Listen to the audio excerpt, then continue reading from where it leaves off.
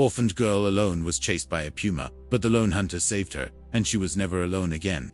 In the untamed wilderness of 1870s Colorado territory, where survival meant everything and mercy was scarce, an extraordinary bond was forged between two lost souls. Today, we'll witness how a terrifying encounter with a mountain predator became the beginning of an unlikely family, proving that sometimes salvation comes from the most unexpected places. If you enjoy this type of content, don't forget to hit that like button. It really helps the channel grow. The September sun hung low over the Rocky Mountain foothills, casting long shadows through the dense pine forest. 10-year-old Emma Catherine Wells ran barefoot through the underbrush, her torn calico dress catching on thorns and branches. Behind her, the steady patting of massive paws grew closer with each desperate stride. The mountain lion had been stalking her for the better part of an hour, ever since she'd stumbled upon its fresh kill while searching for wild berries. Emma's stomach had been empty for 2 days, and the sight of the deer carcass had clouded her judgment. She'd tried to cut away a small piece of meat with her father's old pocket knife, but the puma had returned earlier than expected. Now, with burning lungs and legs that felt like lead, Emma could hear the beast's heavy breathing just yards behind her. She'd lost her shoes crossing a creek 3 miles back, and her feet were bloody from the sharp rocks and fallen branches that littered the forest floor. "Please, God," she whispered between ragged breaths, remembering the prayers her mother had taught her before the fever took her last winter. "Please don't let me die like this." The sound of splintering wood echoed through the trees as the puma crashed through a dead log Emma had managed to leap over. The animal was close enough now that she could smell its musky scent and hear the low growl rumbling in its throat. Emma's foot caught on a hidden root, sending her tumbling down a steep embankment. She rolled through a carpet of pine needles and autumn leaves, finally coming to rest against a massive boulder. Pain shot through her left ankle as she tried to stand, and she realized with growing terror that she couldn't put weight on it. The puma appeared at the top of the ridge, its golden eyes fixed on its prey. It was a magnificent animal, nearly 8 feet long from nose to tail, with powerful muscles rippling beneath its tawny coat. Emma had never seen one this close before, and despite her fear, she found herself momentarily awed by its raw beauty. The big cat began its descent, moving with the fluid grace of a natural predator. Emma pressed herself against the boulder, her father's knife trembling in her small hands. She knew it would be useless against such a formidable opponent, but it was all she had left of him. "Stay back," she shouted, though her voice cracked with fear. "Stay back, you hear me?" The puma paused, tilting its head at the sound of her voice. For a moment, Emma thought it might retreat, but then it crouched low, its tail twitching in preparation for the final strike. The crack of a rifle split the mountain air like thunder. The puma jerked sideways, a dark stain spreading across its shoulder. It spun toward the source of the shot, snarling with pain and rage. Emma looked up to see a tall figure emerge from behind a stand of aspens, smoke still rising from the barrel of his Winchester. The man was unlike anyone Emma had ever seen in the settlements. He stood well over 6 feet tall, with broad shoulders and weathered hands that held the rifle with practiced ease. His dark hair hung past his shoulders, and a full beard covered much of his sun-darkened face. He wore buckskin pants and a wool shirt that had seen better days, with a wide-brimmed hat that cast shadows over his eyes. "Easy there, old girl," the stranger said, his voice calm but firm as he addressed the wounded puma. "You picked the wrong prey today." The mountain lion hissed and took a step toward this new threat, but another shot rang out, kicking up dirt inches from its front paws. The animal seemed to weigh its options for a long moment before finally limping away into the dense undergrowth, leaving a trail of blood droplets on the fallen leaves. Emma remained frozen against the boulder, unsure whether this stranger represented salvation or a different kind of danger. Men living alone in these mountains weren't always the kind you wanted to meet, especially if you were a young girl with no family to protect you. The man lowered his rifle and approached slowly, his hands visible. "You hurt, little one?" he asked, his voice surprisingly gentle. Emma tried to stand, but gasped in pain as her ankle gave way. I think it's twisted," she managed. "Let me take a look." He knelt beside her, and she could see his eyes clearly for the first time. They were brown, the color of rich earth, and held a kindness that immediately put her at ease. "Name's Daniel Garrett. What's yours?" "Emma Wells," she whispered, still catching her breath from the chase. Daniel nodded and gently examined her ankle, his touch careful and practiced. "Swollen but not broken. You'll live." He looked at her torn dress and bloody feet, taking in the obvious signs of prolonged hardship. Where's your family? Emma Wells. Dead, she said simply, the word carrying the weight of months of grief and survival. Ma died of fever last winter. Pa got trampled by a spooked horse in July. Daniel's expression softened further. I'm sorry for your loss. That's a heavy burden for someone so young. He studied her face, noting the determined set of her jaw despite her fear. Where you been staying since then? Nowhere regular. Been moving around, trying to stay ahead of winter. Emma's voice grew smaller. Been hungry a lot. If you're enjoying the story so far, don't forget to leave a like and subscribe to the channel. It really helps. Daniel was quiet for a long moment, and Emma wondered if he was calculating whether helping her would be worth the trouble. Most folks in the territory had their own problems and couldn't afford to take on someone else's burden. Well, he said, finally, standing and shouldering his rifle, can't leave you out here for the wolves. My cabin's about 2 miles north. Think you can make it if I help you walk? Emma nodded, though she wasn't entirely sure. Daniel offered his arm, and she pulled herself upright, testing her weight on the injured ankle. It hurt, but it was bearable. As they began their slow journey through the forest, Daniel keeping pace with her limping gait, Emma couldn't help but wonder what kind of man lived alone in these mountains. He seemed kind enough, but she'd learned not to trust too easily. Still, as the first stars appeared in the darkening sky, she felt something she hadn't experienced in months: hope. Daniel's cabin sat in a small clearing surrounded by towering pines, smoke rising from its stone chimney into the crisp mountain air. It was larger than Emma had expected, built from solid logs chinked with mud and moss. A covered porch stretched across the front, and she could see a small barn and corral off to one side, where a sturdy bay horse grazed peacefully. Not much to look at, Daniel said, noticing her appraisal, but it keeps the weather out. Emma said nothing, still unsure what to expect from this strange man who lived alone in the wilderness. As they climbed the 3 wooden steps to the porch, she noticed several beaver pelts stretched on frames along the wall, and a pair of snowshoes hanging near the door. The interior of the cabin was surprisingly clean and well organized. A large stone fireplace dominated one wall, with a pot of something savory simmering over the coals. Shelves lined the walls, filled with books, ammunition, and various supplies. A simple wooden table and 2 chairs occupied the center of the room, while a narrow bed was tucked into one corner. Sit yourself down, Daniel said, gesturing toward one of the chairs. Let me get that ankle looked after properly. Emma lowered herself carefully into the chair, wincing as she lifted her injured foot. Daniel disappeared into what appeared to be a small storage room and returned with a basin of water, some clean cloth, and a small brown bottle. This might sting a bit, he warned, kneeling beside her chair. He cleaned the cuts on her feet with gentle efficiency, his large hands surprisingly careful as he worked. Haven't seen many folks up this way lately. Where exactly did you come from? Been wandering mostly, Emma replied, trying not to flinch as he cleaned a particularly deep cut.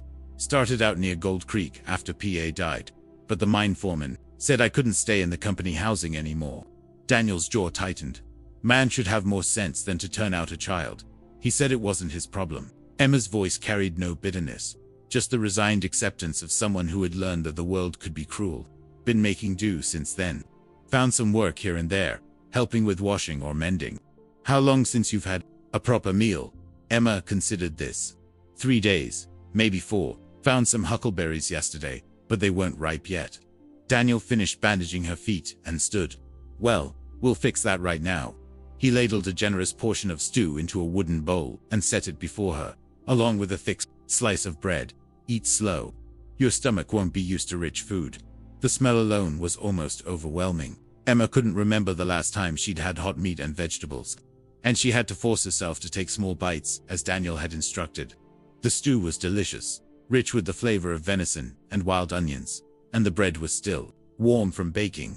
As she ate, Daniel busied himself around the cabin, adding wood to the fire and checking the pot. Emma noticed he moved with the quiet efficiency of a man accustomed to solitude, every action purposeful and measured.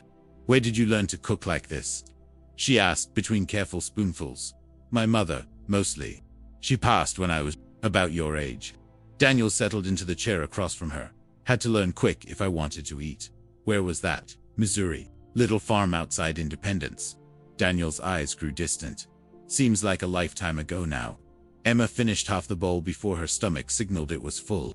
She set down the spoon reluctantly, knowing she could have eaten much more, but understanding the wisdom of restraint. "Thank you," she said quietly. "I ain't had nothing that good in a long time." Daniel nodded. "You can finish it later when your stomach settles." He studied her face in the firelight, taking in the sharp cheekbones and hollow cheeks. That spoke of prolonged hunger. "How old are you, Emma?" 10. "Turn 11 in December. And you've been on your own since July?" "Yes, sir." Daniel was quiet for a long moment, staring into the fire. Emma wondered what he was thinking, whether he was already planning how to get rid of her come morning. She'd learned not to expect charity to last long. "Tell me about your folks," he said finally. Emma's throat tightened. She rarely talked about her parents, finding it easier to keep the grief locked away. But something about Daniel's quiet presence made the words come easier. "Ma was real pretty," she began. "Had yellow hair and the kindest smile. She used to sing while she worked, old songs from back east. She taught me to read and write, said education was the most important thing a person could have. Smart woman. Pa was strong as an ox. Worked in the mines mostly, but he could turn his hand to anything. Built our house himself, and Ma's garden, and a little fence to keep the rabbits out." Emma's voice grew softer. "He used to say I was his little sunshine, especially when Ma got sick. How did she pass? Fever came on sudden, and wouldn't break. Pa tried everything, brought the doctor from town, got medicine from the trading post. Nothing helped." Emma wiped her eyes with the back of her hand. "Pa never was the same after he kept working, but his heart wasn't in it anymore. And the accident. Horse got spooked by a rattlesnake. Pa was trying to calm him down when the animal reared up. Kicked him in the chest." Emma's voice became barely audible. "He died 2 days later." Let me know in the comments what you think of Emma's story so far. Daniel reached across the table and briefly covered her small hand with his larger one. "I'm sorry, child. That's more loss than anyone should bear, especially someone your age." They sat in comfortable silence for a while. The only sounds, the crackling of the fire and the distant call of an owl. Emma felt her eyelids growing heavy, the warmth of the cabin and the first full meal she'd had in days taking their toll. "You need rest," Daniel observed. "You can take the bed tonight. I'll make do with the floor." "I can't take your bed," Emma protested weakly. "You can and you will. I've slept on worse than a wooden floor, believe me." Daniel stood and retrieved a thick wool blanket from a chest near the bed. "We'll figure out what comes next in the morning." Emma nodded gratefully and made her way to the bed, her injured ankle still tender but much improved. The mattress was stuffed with pine needles and felt like heaven after weeks of sleeping on the hard ground. As Daniel banked the fire for the night, Emma found herself studying his profile in the dim light. He was a hard man. That much was obvious from his weathered features and calloused hands, but there was a gentleness to him that reminded her of her father, a quiet strength that made her feel safe for the first time in months. "Mr. Garrett," she said softly. "Just Daniel will do. Thank you for everything. Get some sleep, Emma. Tomorrow's soon enough to worry about tomorrow." As Emma drifted off to sleep in the warm, safe cabin, she wondered if this was what hope felt like. Outside, the mountain wind sighed through the pines. But for the first time since her father's death, she wasn't afraid of what the night might bring. Emma woke to the sound of splitting wood and the smell of bacon frying. Pale morning light filtered through the cabin's single window, and she could hear Daniel moving around quietly in the main room. Her ankle felt much better, and for a moment, she allowed herself to enjoy the simple pleasure of waking up warm and dry. "Morning," Daniel said, when she emerged from the sleeping area, limping only slightly. "How's that ankle?" "Much better, thank you." Emma smoothed down her tangled hair, suddenly self-conscious about her appearance. Her dress was still torn and dirty from yesterday's ordeal. "Good. Breakfast is almost ready." Daniel gestured toward a wash basin he'd set out on a small stand. "Water's warm if you want to clean up first." The simple kindness of heated water nearly brought tears to Emma's eyes. She cleaned her face and hands carefully, marveling at how good it felt to be truly clean. When she finished, Daniel served her a plate of bacon, eggs, and fried potatoes that made her mouth water. "Eat up," he said, settling down with his own plate. "We've got some talking to do after breakfast." Emma's stomach clenched with worry, even as she savored the delicious food. "Here it comes," she thought. "He's going to tell me I have to leave." They ate in companionable silence, and when they'd finished, Daniel poured himself a cup of coffee from a battered tin pot. "You mentioned you can read and write," he said. "Yes, sir. Ma made sure of that." Daniel nodded toward the shelves lined with books. Been a while since I had anyone to talk books with. What kinds of stories do you like? Emma's eyes widened. She hadn't touched a book since her mother died, and she'd assumed she never would again. Adventure stories. Mostly. Ma had a copy of Robinson Crusoe that I must have read a dozen times. I've got that one. Daniel pointed to a worn leather volume on the shelf, along with some others you might like. Ever read any Dickens? No, sir. We'll have to fix that. Daniel sipped his coffee thoughtfully. Emma, I'm going to speak plain with you. Winter's coming on fast in these mountains. In another month, there'll be snow that won't melt until April. It's no time for a child to be wandering alone. Emma's heart sank. I understand. I'll be on my way after I help with the dishes. Hold on now. I wasn't finished. Daniel's voice was gentle but firm.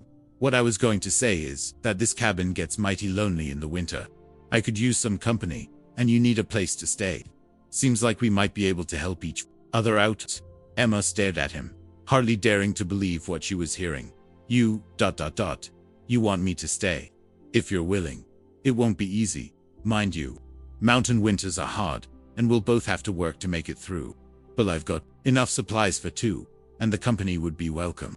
I can work, Emma said quickly. I'm good at cleaning and mending, and I can learn to cook better if you teach me.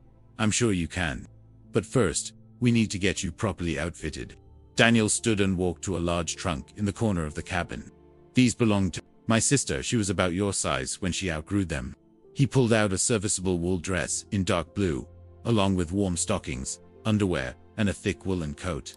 Emma touched the soft fabric reverently, remembering what it felt like to have clothes that fit properly and weren't full of holes. Your sister won't mind. She's married now, living in California with her husband. Sent these back with a note saying they might come in handy someday. Daniel's smile was sad. Guess she was right. If you're enjoying this heartwarming story, please hit that like button and subscribe for more content like this. Over the next few hours, Daniel showed Emma around the small homestead. The barn housed not just his horse, a gentle mare named Dolly, but also to milk cows and a small flock of chickens. Behind the cabin, a large vegetable garden was beginning to show the effects of the approaching winter, though there were still potatoes to be dug and late cabbages to harvest. This is how we'll make it through the winter, Daniel explained, leading her to a root cellar dug into the hillside. The underground room was cool and dark, lined with shelves that held rows of preserved vegetables, smoked meat, and sacks of grain. Your ma ever teach you about preserving food? Some. She made pickles and dried apples. Good. We'll need to finish putting up the last of the garden before the first hard frost. Daniel picked up a wooden crate from near the door. Think you're up for digging potatoes? Emma nodded eagerly, grateful to have something useful to do. They spent the morning working in the garden, Emma digging the small potatoes, while Daniel handled the larger ones. The work was hard but satisfying, and Emma found herself enjoying the rhythm of it. As they worked, Daniel told her about the mountains, pointing out the different trees and explaining how to read the weather signs. See those clouds building up over the peaks, he said, gesturing toward the western horizon. We'll have rain by evening, maybe snow if it gets cold enough. How can you tell?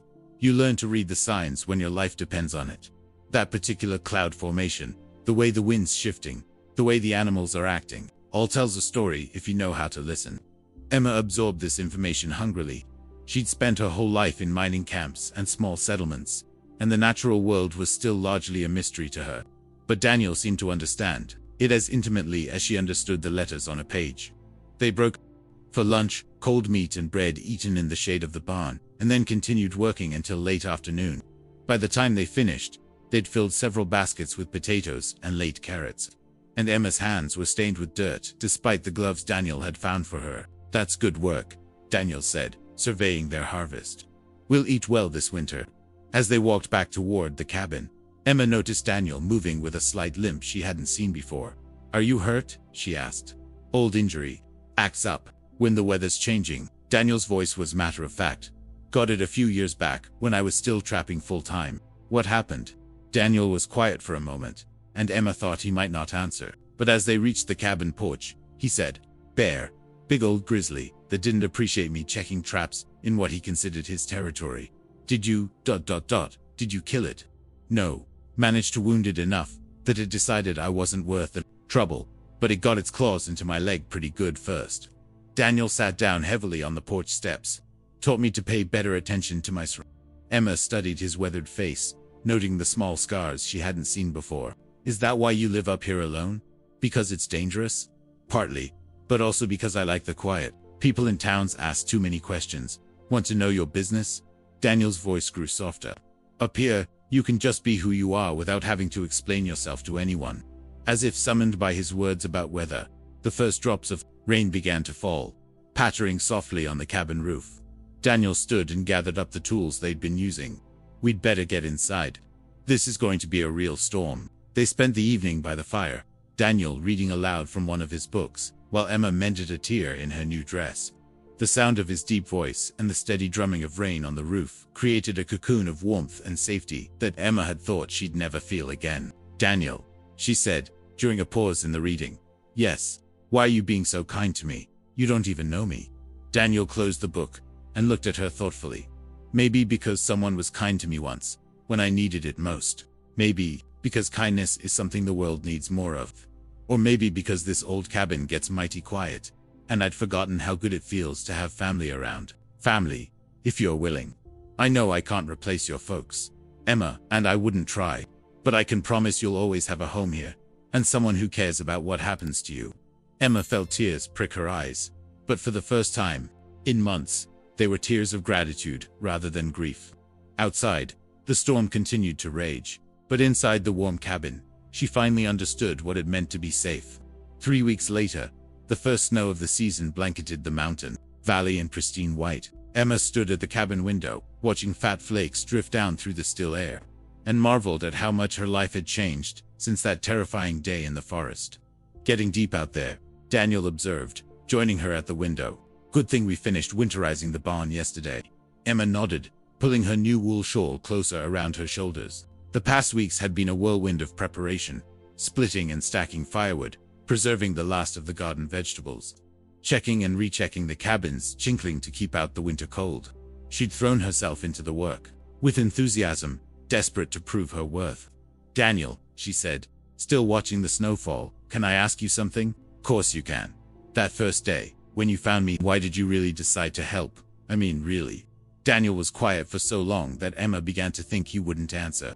Then he walked to the mantelpiece and picked up a small, worn photograph in a wooden frame. He handed it to Emma without a word. The photograph showed a young girl, perhaps 8 or 9 years old, with long dark hair and serious eyes. She was standing beside a woman who shared her delicate features, both of them dressed in their Sunday best. That's my sister Mary, and my mother, Daniel said softly. Taken just before Mary went to live with our aunt in St. Louis. Comes next. That man wasn't lying about being a judge. I recognized him from town. And if he comes back with a sheriff's deputy and court papers ... I'll have to go. Maybe, maybe not. Daniel walked to his desk and pulled out a sheet of paper and a pen. Depends on whether we can beat him to the courthouse. What do you mean? I mean, young lady, that if you're agreeable, I'd like to file papers to adopt you legal and proper. Make you a Garrett officially.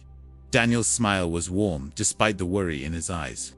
That is, if you think you could stand having an old mountain man for a father. Emma felt tears streaming down her cheeks, but this time they were tears of pure joy. You'd do that? Really, Emma?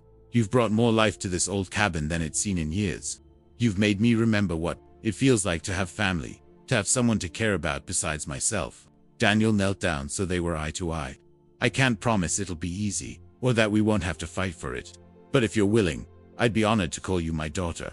Yes, Emma whispered, then louder. Yes. Oh yes. Daniel. Yes. He gathered her into a bear hug, and Emma felt the last of her fear melt away. Outside, the snow continued to fall, blanketing the mountain in silence and peace. But inside the warm cabin, a new family had been born from courage, kindness, and the simple human need to love and be loved. 3 days later, they made the journey down to Gold Creek, through the snow, Daniel's horse pulling a makeshift sledge he'd built for the occasion. The territorial courthouse was a simple wooden building, but to Emma it felt as grand as a palace as they walked up the steps to file the adoption papers. Judge Hutchins was there, as they'd expected, with Silas Cromwell, himself a thin, cold-eyed man who looked at Emma like she was a business transaction rather than a child. But Daniel had come prepared with his own lawyer, a kindly man named Mr. Peterson who specialized in territorial law. The legal proceedings took most of the day, with much discussion of Emma's rights and best interests. In the end, the judge, presiding over the case, a different fairer man than Hutchins, ruled that Emma's wishes should be respected, and that Daniel had demonstrated his ability to provide proper care. Adoption granted, the judge announced, bringing his gavel down with a satisfying bang. As they walked out of the courthouse, Emma, Catherine Garrett, for that was her name now, looked up at the man who had saved her life in more ways than one. "Ready to go home, Papa?" she asked, trying out the word for the first time. Daniel's smile could have melted all the snow on the mountain. "Ready when you are, daughter." And hand in hand, they walked into their new life together, leaving the past behind and facing the future as a family. And so, in the wilderness of the Colorado Territory, two lost souls found exactly what they needed in each other: a father who had lost his family, and a daughter who had lost her way. Their story reminds us that sometimes the greatest rescues aren't from wild animals or natural disasters, but from loneliness and despair. What did you think of Emma and Daniel's journey? Which moment touched you the most? Leave a comment below and let me know. I love hearing your thoughts, and I try to respond to everyone. If you enjoyed this story and want to see more heartwarming tales from the American frontier, don't forget to subscribe to the channel and hit that notification bell so you never miss a new